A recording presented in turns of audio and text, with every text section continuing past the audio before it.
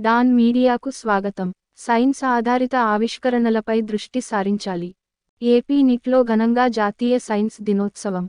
దేశ ఆర్థిక వ్యవస్థకు ఇంజనీరింగ్, సాంకేతికత, పరిశోధనలు, సైన్స్ మూలస్తంభాలుగా నిలుస్తున్నాయని, విద్యార్థులు సైన్సు ఆధారిత ఆవిష్కరణలపై దృష్టి సారించాలని AP neat registrar doctor P. Dinesh Shankar Reddy తెలిపారు.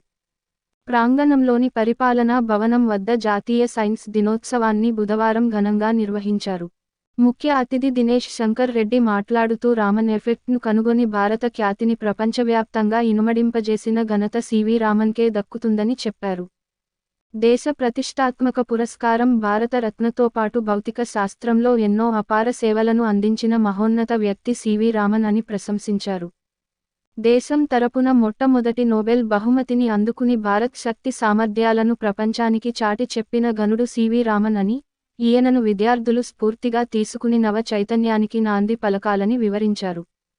Deen research and consultancy doctor G R K. Sastri మాట్లాడుతూ తల్లిదండ్రుల ఆశలు, ఆకాంక్షలతో పాటు దేశ భవిష్యత్తును తీర్చిదిద్దాల్సిన బాధ్యత యువతరానిదేనని తెలిపారు.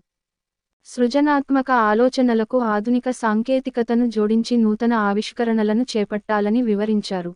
ముందుగా సివి రామన్ చిత్రపటానికి పూలమాలలు వేసి నివాళులర్పించారు.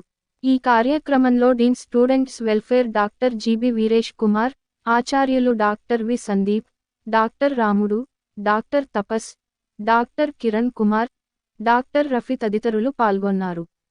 మరిన్ని వార్తల కోసం మన డాన్ మీడియా ఛానల్ను సబ్స్క్రైబ్ చేయండి. మరికొందరితో చేయించండి. ధన్యవాదములు.